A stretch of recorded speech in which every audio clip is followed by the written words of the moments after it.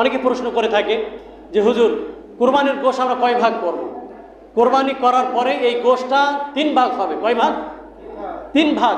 এক ভাগ আপনি নিজে খাবেন, আরেক ভাগ আপনি আত্মীয় স্বজনের ভিতরে বন্টন করবেন, আরেক ভাগ কি করবেন? আপনি গরিব অসহায় মিসকিন ফকির এদেরকে দিয়ে দেবেন। এই 3টি ভাগ হবে। দ্বিতীয় প্রশ্ন হলো, অনেকেই প্রশ্ন করে থাকেন হুজুর যে আমরা কি কোরবানির দিনে বা কোরবানির দিনের আগে পরে কোনো পশু কি জবাই করতে পারবো না?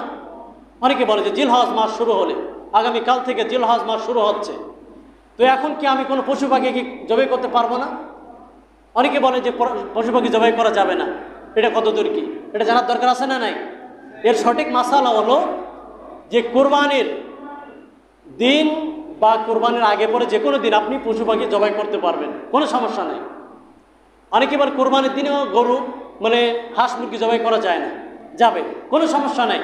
কিন্তু শর্ত হলো আপনি হাঁস বা মুরগি জবাই করছেন, তখন আপনি যদি নিয়াত করেন যে আল্লাহ আমি তোমার নামে কোরবানি দিচ্ছি, তাহলে কি কোরবানি হবে? বলেন।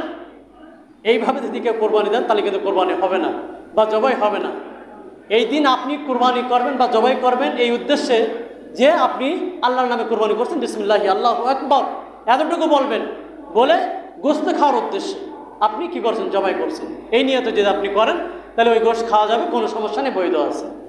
কিন্তু কোরবানির দিন শুধু গরু ছাগল যেগুলো কোরবানি করা বৈধ, উট, এইগুলো শুধু কোরবানি হবে, বাকি কোনো কিছু কোরবানি হবে না।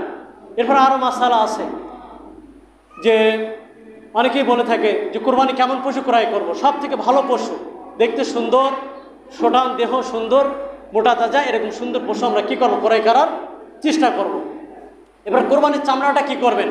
কোরবানির চামড়ার নিয়ম হলো গরিব মিসকিনের হক, ওটা গরিব মিসকিনদেরকে দিয়ে দিতে হবে, বা ওটা বিক্রি করবার যে টাকা হবে আপনি গরিব এতিম মাদ্রাসা আছে অনেক জায়গায়, এই মাদ্রাসাগুলোতে দিয়ে দিতে পারেন, বা গরিব অসহায় যদি কেউ থাকে একেবারে তাকেও দিয়ে দিতে পারেন।